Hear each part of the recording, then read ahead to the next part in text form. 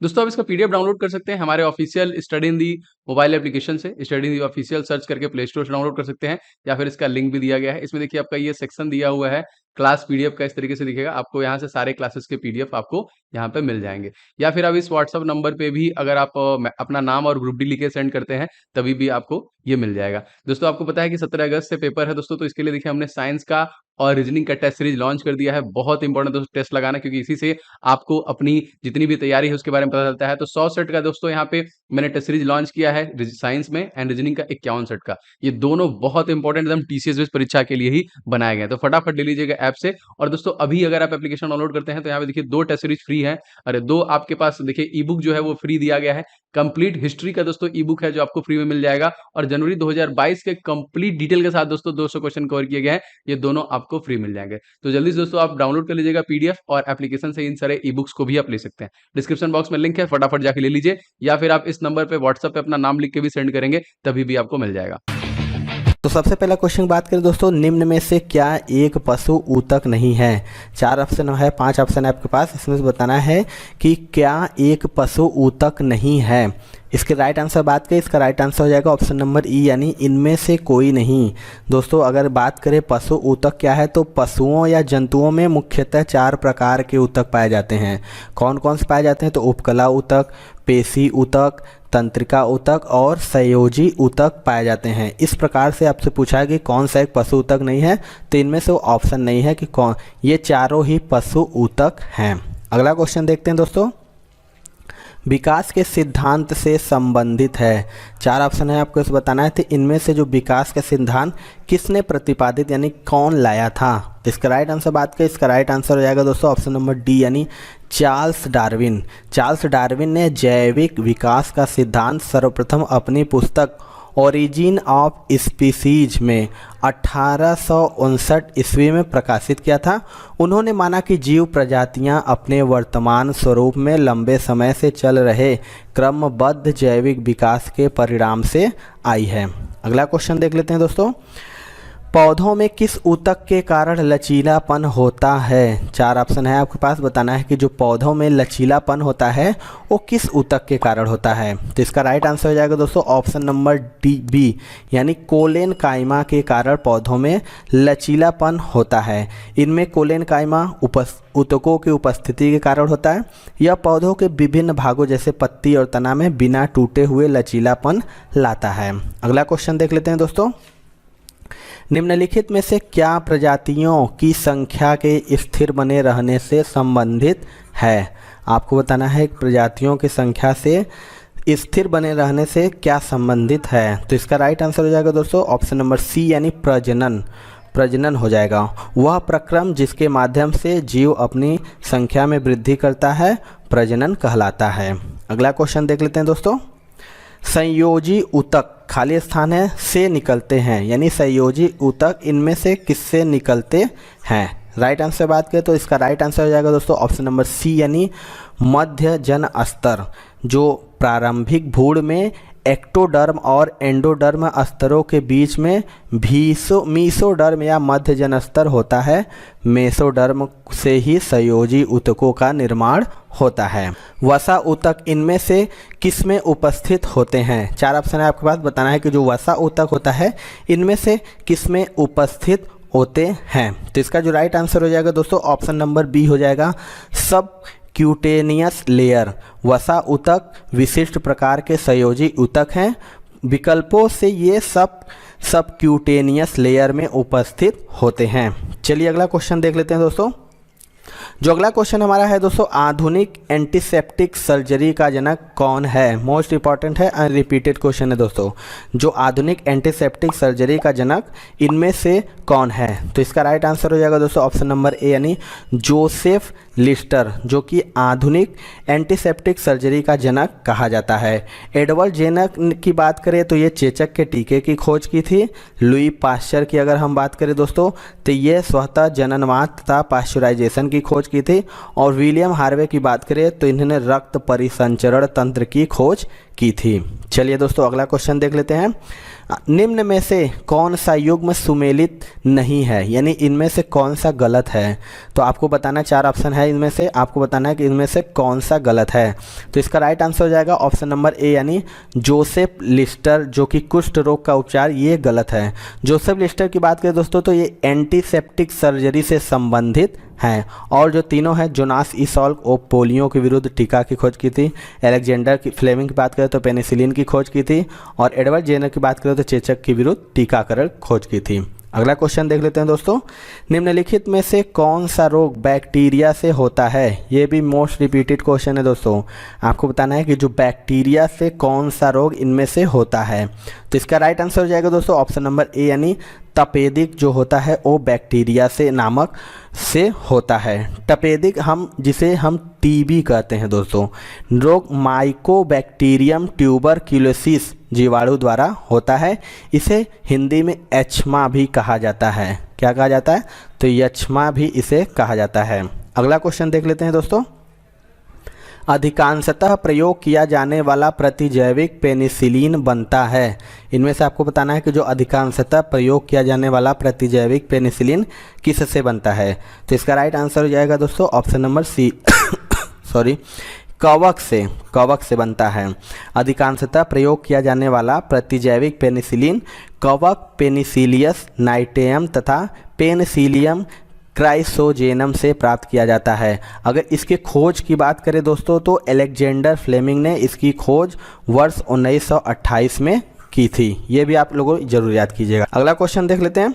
Lichen 2 जीवों का सहजीवन माना जाता है, वह सूक्ष्म जीव है।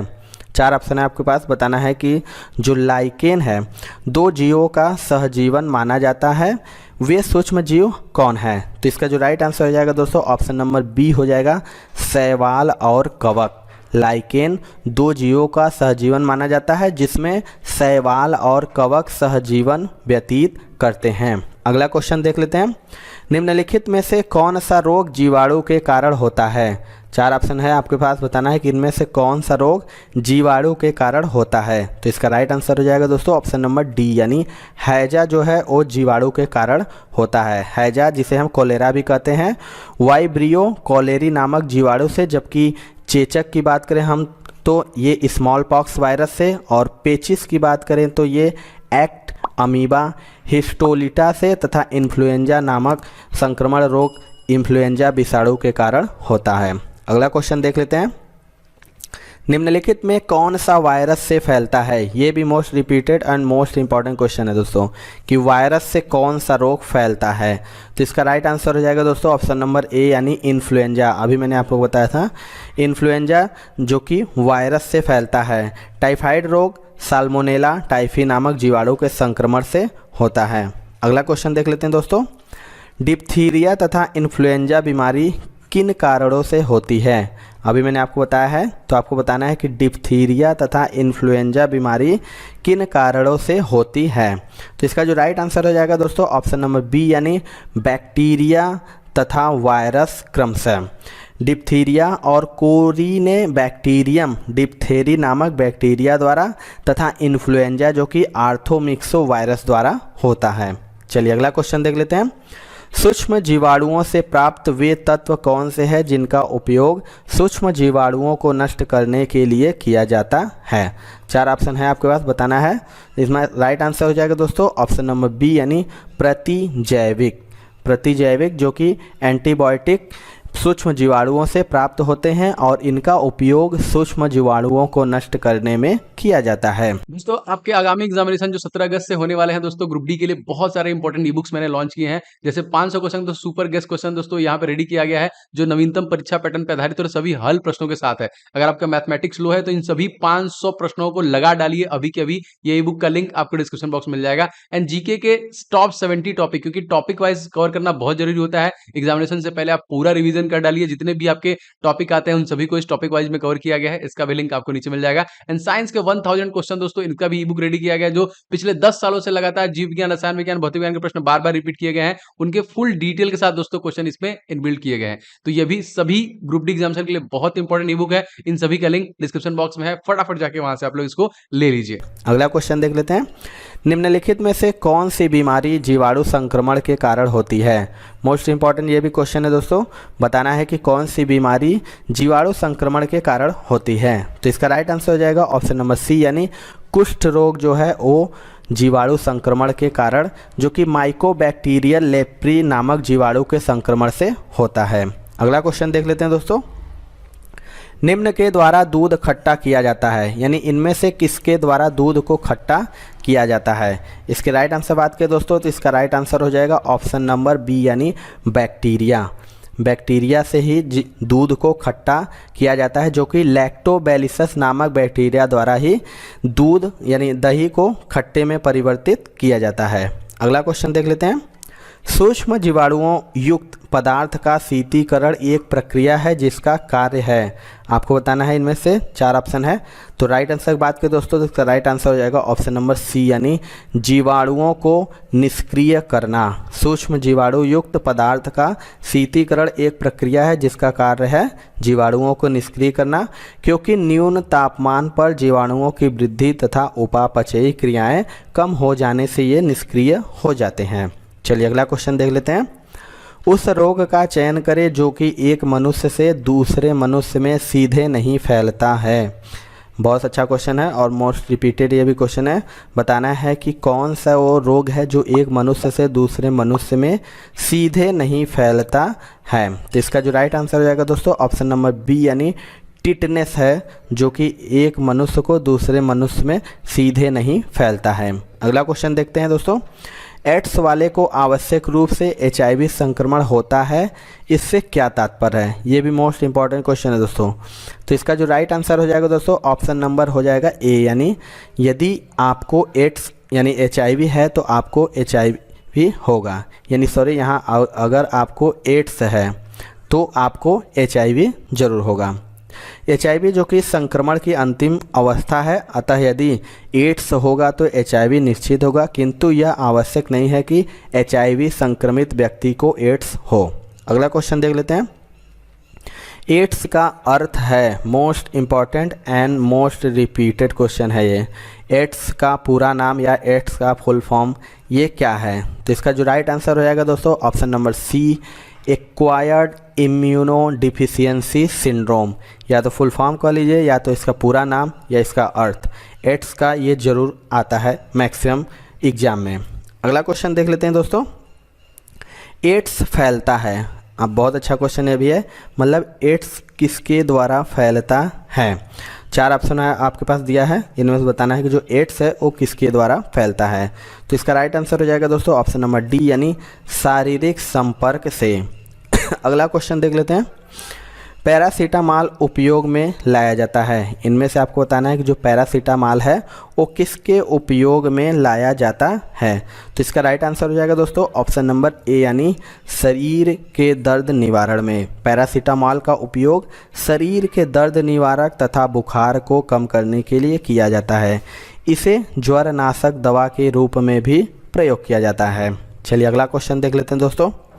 निम्नलिखित में कौन सी दवा एंटीबायोटिक है? 4 दवा है, इसमें से आपको बताना है कि कौन सी एंटीबायोटिक है।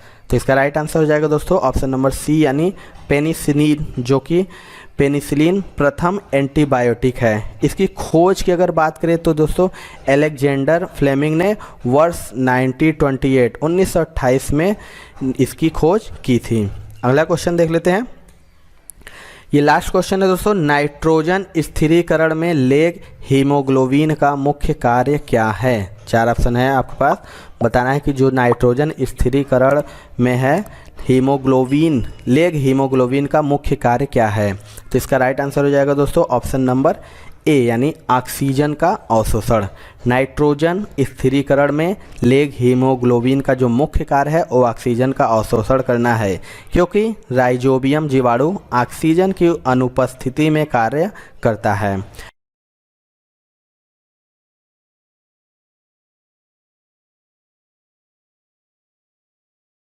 तो सबसे पहला क्वेश्चन है दोस्तों, एनीमोमीटर का उपयोग क्या मापने में किया जाता है? आपको इसमें 4 ऑप्शन दिया है, इसमें से बताना है कि एनीमोमीटर का उपयोग क्या मापने में किया जाता है। तो इसका जो राइट आंसर हो जाएगा ऑप्शन नंबर बी, यानी पवन का वेग। एनीमोमीटर का उपयोग पवन का वेग मापने के लिए किया जाता है। चलिए अगला क्वेश्चन देख लेते हैं। गति का प्रथम नियम खाली स्थान है की परिभाषा देता है।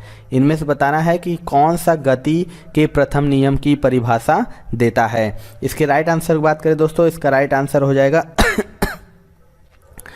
दूरी। जो गति का प्रथम नियम अर्थात न्यूटन का गति विषयक प्रथम नियम गति के जड़त्व एवं विराम के जड़त्व को परिभाषित करता है। अगला क्वेश्चन देख लेते हैं दोस्तों। द्रव्यमान और त्वरण का गुणनफल क्या होगा? आपको बताना है इनमें से द्रव्यमान और त्वरण का गुणनफल क्या होगा। इसकी राइट आंसर बात करें दोस्तों, इसका राइट आंसर हो जाएगा ऑप्शन नंबर बी यानी बल। जो न्यूटन के गति विषयक द्वितीय नियम के अनुसार अगर हम देखेंगे तो किसी वस्तु के द्रव्यमान तथा त्वरण का गुणनफल वस्तु पर आरोपित बल के बराबर होता है। चलिए अगला क्वेश्चन देख लेते हैं दोस्तों। द्रव्यमान और वेग का गुणनफल क्या कहलाता है? आपको बताना है कि इनमें से द्रव्यमान और वेग का जो गुणनफल होता है वो क्या कहलाता है। तो इसका राइट आंसर हो जाएगा दोस्तों ऑप्शन नंबर ए यानी समवेग कहलाता है। अगर v वेग से गतिमान किसी m द्रव्यमान की वस्तु पर संवेग सूत्र द्वारा ज्ञात किया जा सकता है। जैसे कि संवेग बराबर होता है द्रव्यमान गुणे वेग यानी m इंटू v, अर्थात द्रव्यमान तथा वेग का जो गुणनफल होगा संवेग कहलाएगा दोस्तों। अगला क्वेश्चन देख लेते हैं। दाब की SI इकाई क्या है? मोस्ट इंपॉर्टेंट ये क्वेश्चन है दोस्तों एंड रिपीटेड भी है कि बताना है कि जो दाब की SI इकाई क्या है। तो इसका भी राइट आंसर हो जाएगा दोस्तों ऑप्शन नंबर बी यानी पास्कल। आप बात करें SI पद्धति में दाब का मात्रक पास्कल होता है और अगर हम बात करें 1 पास्कल बराबर कितना होता है तो 1 न्यूटन प्रति मीटर स्क्वायर होता है। पास्कल को हम संक्षिप्त में PA भी द्वारा भी प्रदर्शित करते हैं। चलिए अगला क्वेश्चन देख लेते हैं। बल बटे त्वरण बराबर क्या होता है? इनमें से आपको बताना है बल बटे त्वरण बराबर क्या होता है। तो इसका जो राइट आंसर हो जाएगा ऑप्शन नंबर सी हो जाएगा द्रव्यमान। अगर हम न्यूटन के द्वितीय नियमानुसार अगर देखें तो बल बराबर द्रव्यमान गुणे त्वरण होता है, अतः बल बटे त्वरण बराबर क्या हो जाएगा? द्रव्यमान हो जाएगा दोस्तों। चलिए अगला क्वेश्चन देख लेते हैं। वह भौतिक राशि है जो कभी भी ऋणात्मक नहीं हो सकती।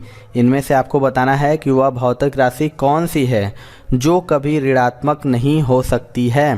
तो इसका जो राइट आंसर हो जाएगा दोस्तों ऑप्शन नंबर डी हो जाएगा दूरी।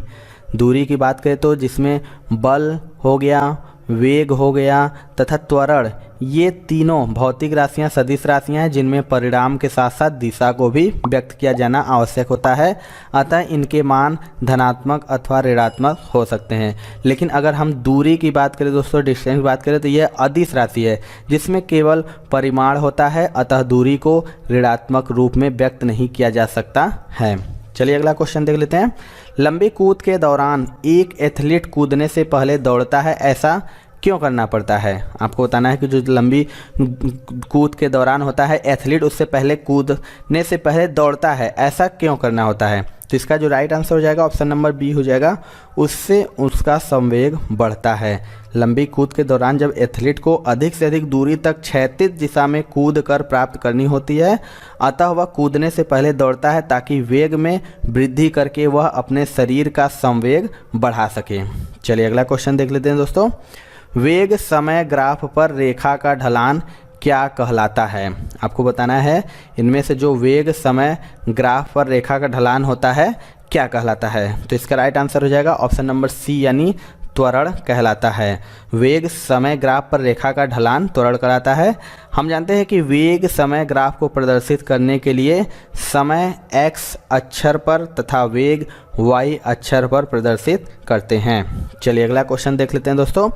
निम्न में से कौन एक सदिश राशि है? ये भी मोस्ट इंपॉर्टेंट दोस्तों, मैक्सिमम एग्जाम में पूछता है कि इनमें से कौन एक सदिश राशि है। आपको बताना है कि निम्न में से कौन एक सदिश राशि है। इसके राइट आंसर बात करें दोस्तों, इसका राइट आंसर हो जाएगा ऑप्शन नंबर सी यानी विस्थापन। चलिए अगला क्वेश्चन देख लेते हैं दोस्तों। जी का मान खाली स्थान है, आपको बताना है इनमें से क्या होगा। जी का मान क्या होगा इनमें से आपको बताना है। तो इसके राइट आंसर बात करें दोस्तों, इसका राइट आंसर हो जाएगा ऑप्शन नंबर बी यानी पृथ्वी के केंद्र की ओर जाने पर कम होता है। आपको बता दें जो जी का मान होता है वो पृथ्वी के केंद्र की ओर जाने पर कम होता है और जी का मान विषुवत रेखा पर कम और ध्रुवों पर अधिक होता है। जी का मान पृथ्वी की सतह से ऊपर जाने पर भी कम होता है। चलिए अगला क्वेश्चन देख लेते हैं दोस्तों। आपको दिया है खाली स्थान की एसआई इकाई न्यूटन है, यानी बताना है कि इनमें से किसकी एसआई इकाई न्यूटन है। तो इसका राइट आंसर हो जाएगा ऑप्शन नंबर डी, यानी वजन और बल का एसआई इकाई न्यूटन है। चलिए अगला क्वेश्चन देख लेते हैं दोस्तों।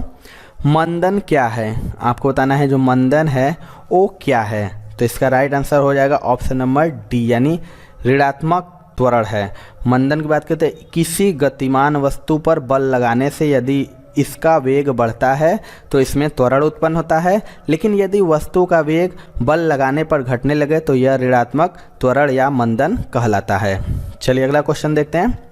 निम्न में से किस स्थान पर गुरुत्वीय त्वरण शून्य होता है? आपको बताना है इनमें से किस स्थान पर जो गुरुत्वीय त्वरण होता है वो शून्य हो जाता है। तो इसकी राइट आंसर बात करें दोस्तों, इसका राइट आंसर हो जाएगा ऑप्शन नंबर डी, यानी पृथ्वी के केंद्र पर।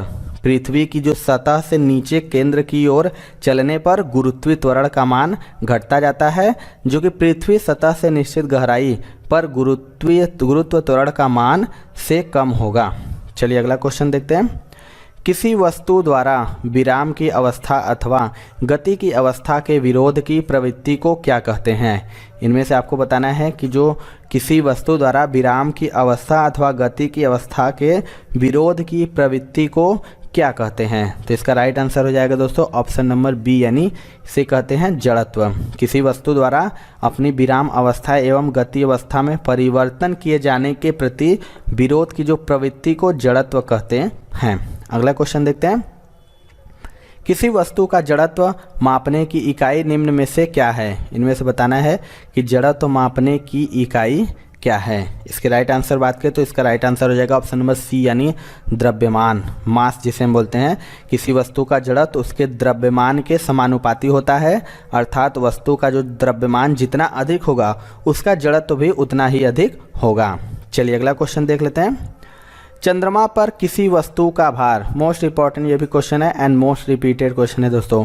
आपको बताना है चंद्रमा पर किसी वस्तु का भार इनमें से क्या होगा। तो इसका राइट आंसर हो जाएगा दोस्तों ऑप्शन नंबर सी, यानी 1/6। अगर चंद्रमा पर वस्तु का भार हम देखते हैं तो 1/6 गुणे इसका पृथ्वी पर भार कितना होगा। इस हिसाब से अगर देखेंगे तो चंद्रमा पर किसी वस्तु का भार हो जाएगा 1/6। चलिए अगला क्वेश्चन देखते हैं। एक सेल में विस्फोट के बाद अनेक टुकड़े विभिन्न दिशाओं में गति करते हैं, इस दशा में किसका संरक्षण होगा? 4 ऑप्शन है आपके पास, इनमें से बताएं इसका राइट आंसर क्या होगा। मतलब अगर कोई सेल में विस्फोट हो जाएगा तो उसके जो टुकड़े हैं विभिन्न दिशाओं में गति करते हैं, तो इस दशा में किसका संरक्षण होगा। तो इसका राइट आंसर हो जाएगा दोस्तों ऑप्शन नंबर सी, यानी संवेग का होगा। किसी सेल के विस्फोट में इसके अनेक टुकड़े विभिन्न दिशाओं में गति करते हैं कि बाह्य बल के अभाव में निकाय का संवेग अचल रहता है, अर्थात निकाय इस दशा में संवेग संरक्षण का नियम का पालन करता है। चलिए अगला क्वेश्चन देख लेते हैं दोस्तों। समय के साथ विस्थापन में परिवर्तन की दर को क्या कहा जाता है? आपको बताना है जो समय के साथ विस्थापन में परिवर्तन की दर को इनमें से क्या कहा जाता है। तो इसका जो राइट आंसर हो जाएगा दोस्तों ऑप्शन नंबर डी हो जाएगा, वेग यानी वेलोसिटी कहलाता है। समय के साथ विस्थापन परिवर्तन की दर वेग होगा, वेग जो कि एक सदिश राशि है। चलिए अगला क्वेश्चन देखते हैं। गति का द्वितीय समीकरण के बीच संबंध प्रदान करता है। आपको बताना है जो गति का द्वितीय समीकरण है किसके बीच संबंध प्रदान करता है। तो इसका भी राइट आंसर हो जाएगा ऑप्शन नंबर बी, यानी स्थिति समय।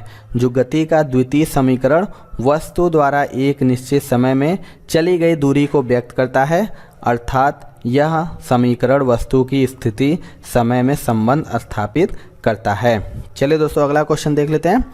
अगला क्वेश्चन है दोस्तों, निम्नलिखित युग्मों में से किन भौतिक राशियों के समान विमीय सूत्र नहीं हैं? आपको बताना है इनमें से किस युग्मों में से भौतिक राशियों के समान विमीय सूत्र नहीं है। तो इसका राइट आंसर हो जाएगा ऑप्शन नंबर ए, यानी बल एवं दाब। कार्य एवं ऊर्जा, आवेग एवं संवेग तथा भार एवं बल समान विमीय सूत्र वाले होते हैं। बल एवं दाब जो कि बीमा समान नहीं होती, बल की बीमा तथा दाब की बीमा होती है। अगला क्वेश्चन देखते हैं। दो वेक्टर जिनका मान अलग अलग है, आपको इनमें बताना है दो वेक्टर जिनका मान अलग अलग है उसके अनुसार क्या होगा। तो इसका भी राइट आंसर हो जाएगा ऑप्शन नंबर सी, यानी उनका परिणामी शून्य नहीं हो सकता है। दो वेक्टर जिनका मान असमान है उनका परिणामी शून्य नहीं हो सकता है। दो समान वेक्टर का परिणामी यदि विपरीत दिशा में है तो शून्य हो सकता है। चलिए अगला क्वेश्चन देखते हैं। निम्नलिखित में कौन सी वेक्टर राशि है। चार ऑप्शन है आपके पास, बताना है कि इनमें से कौन वेक्टर राशि है। तो इसका राइट आंसर हो जाएगा दोस्तों ऑप्शन नंबर ए, यानी बल फोर्स का।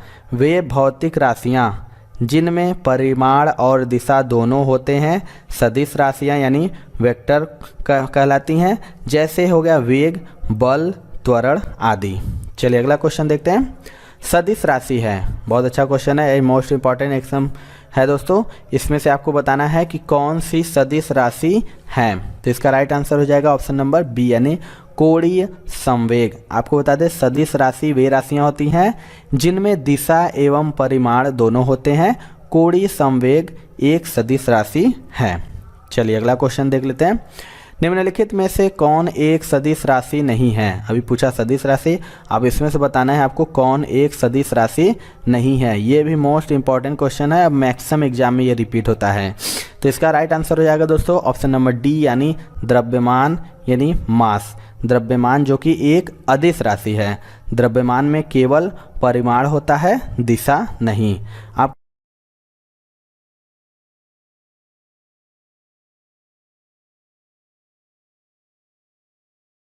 सबसे पहले क्वेश्चन की बात करें दोस्तों तो निम्नलिखित में से अवयव के समस्थानिक की विशेषता क्या है। आपको बताना है कि अवयव के समस्थानिक की विशेषता इनमें से क्या है। तो इसके राइट आंसर की बात करें तो इसका राइट आंसर हो जाएगा दोस्तों ऑप्शन नंबर डी, यानी नाभिक में भिन्न संख्या के न्यूट्रॉन। समस्थानिक की बात करें तो एक ही तत्व के ऐसे परमाणु होते हैं जिनकी परमाणु संख्या समान किंतु द्रव्यमान संख्या भिन्न होती है। अगला क्वेश्चन देख लेते हैं दोस्तों। ऐसे दो तत्व जिसमें इलेक्ट्रॉनों की संख्या भिन्न भिन्न हो लेकिन जिनकी द्रव्यमान संख्या समान हो को क्या कहते हैं। इनमें से बताना है कि जिनकी इलेक्ट्रॉनों की संख्या भिन्न भिन्न हो लेकिन द्रव्यमान संख्या समान हो उसे क्या कहते हैं। तो इसका राइट आंसर हो जाएगा दोस्तों ऑप्शन नंबर डी, यानी समभारिक। ऐसे दो तत्व हैं जिनमें इलेक्ट्रॉनों की संख्या यानी परमाणु क्रमांक भिन्न भिन्न होता है लेकिन द्रव्यमान संख्या समान हो, उन्हें समभारिक कहते हैं। अगला क्वेश्चन देख लेते हैं दोस्तों। किसी तत्व के परमाणु जिनकी परमाणु संख्या समान हो परंतु परमाणु भार भिन्न भिन्न हो वह क्या कहलाते हैं। इनमें से बताना है आपको कि जिनकी परमाणु संख्या समान हो परंतु परमाणु भार भिन्न भिन्न हो उसे क्या कहते हैं। ये मोस्ट इंपॉर्टेंट क्वेश्चन है दोस्तों, देख लीजिए 2-3 बार और मोस्ट रिपीटेड भी क्वेश्चन है, ये मैक्सिमम एग्जाम में ये आता है। तो इसका राइट आंसर हो जाएगा ऑप्शन नंबर ए, यानी समस्थानिक। किसी तत्व के वे परमाणु जिनकी परमाणु संख्या समान परंतु परमाणु भार भिन्न भिन्न हो समस्थानिक कहलाते हैं। ऐसे परमाणुओं में प्रोटॉनों की संख्या समान परंतु न्यूट्रॉनों की संख्या भिन्न भिन्न होती है। चलिए अगला क्वेश्चन देख लेते हैं।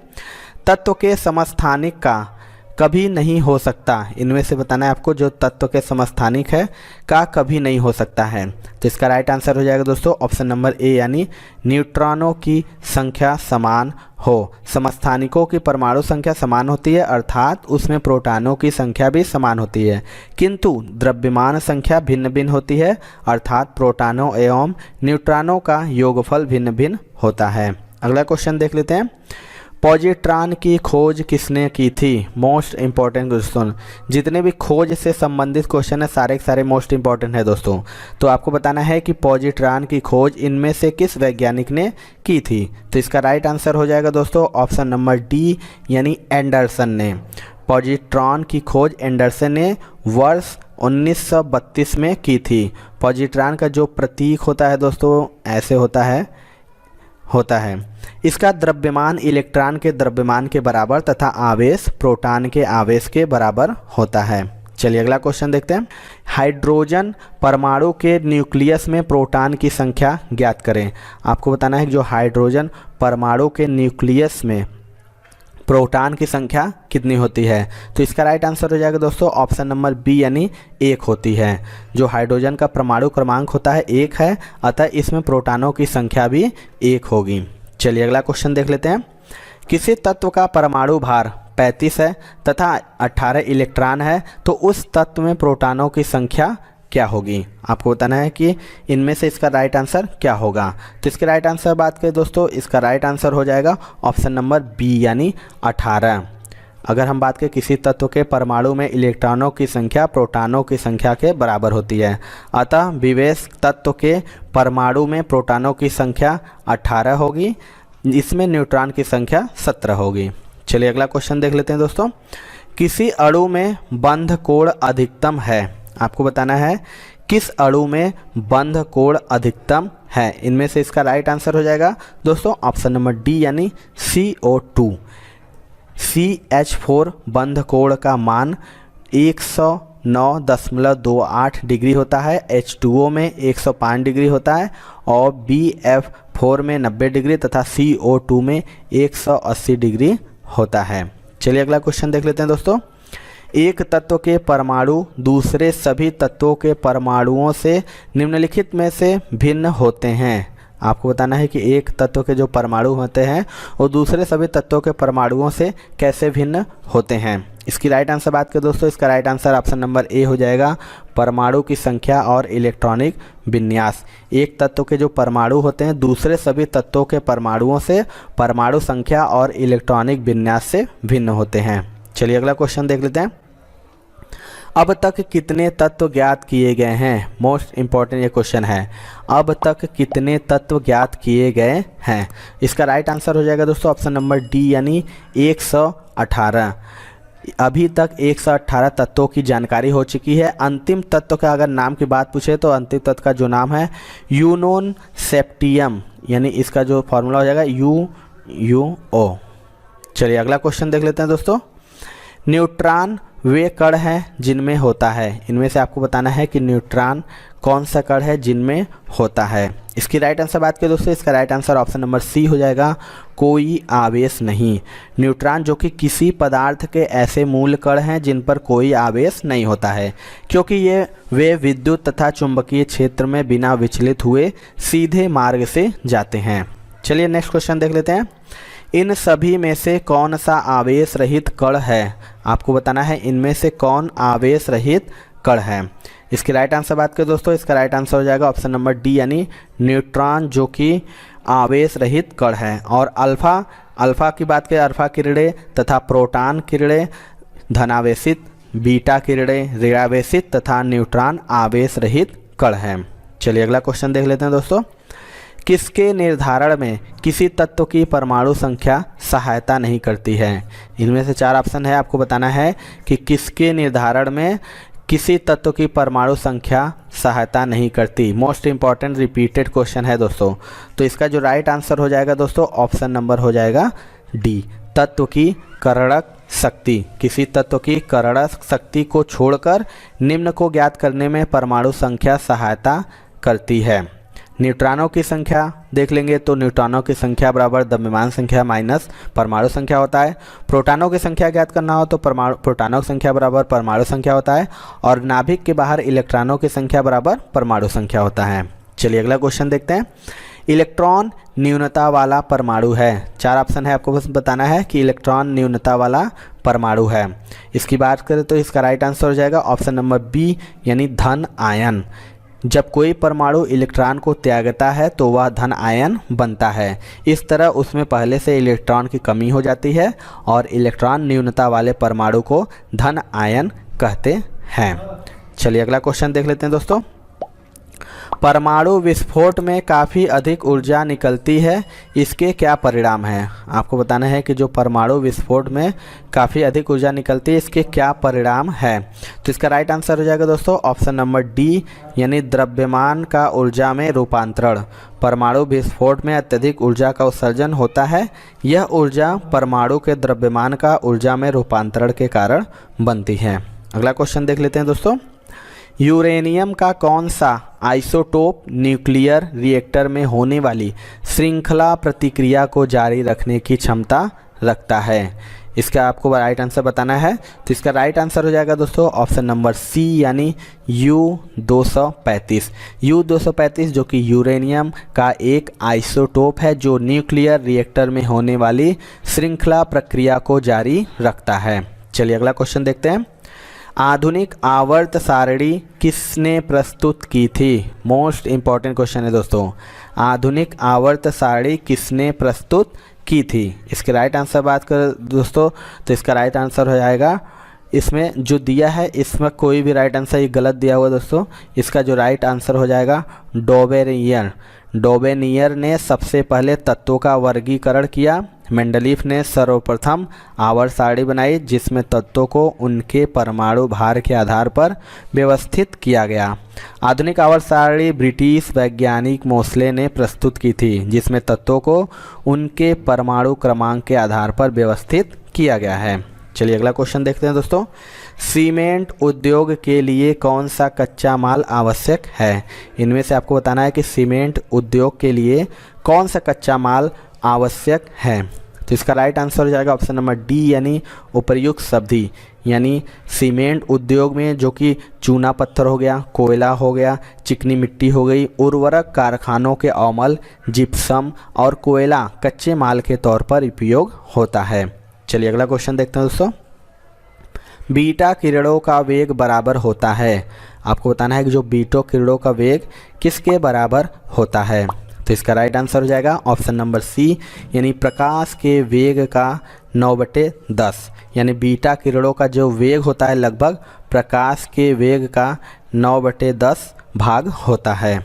चलिए अगला क्वेश्चन देख लेते हैं। हीरा में 4 कार्बन एक दूसरे से अनुबद्ध हैं। आपको बताना है कि हीरा में जो 4 कार्बन है एक दूसरे से अनुबद्ध हैं। इसके राइट आंसर बात करें दोस्तों, इसका राइट आंसर हो जाएगा ऑप्शन नंबर ए टेट्राहेड्रल। हीरा में कार्बन परमाणुओं के मध्य जो है वो टेट्राहेड्रल बंध होता है। चलिए अगला क्वेश्चन देख लेते हैं। निम्नलिखित में से कौन एक खनिज नहीं है? मोस्ट इंपॉर्टेंट ये भी क्वेश्चन है दोस्तों। आपको बताना है कि इनमें से कौन खनिज नहीं है। तो इसका जो राइट आंसर हो जाएगा दोस्तों ऑप्शन नंबर ए यानी स्लेट।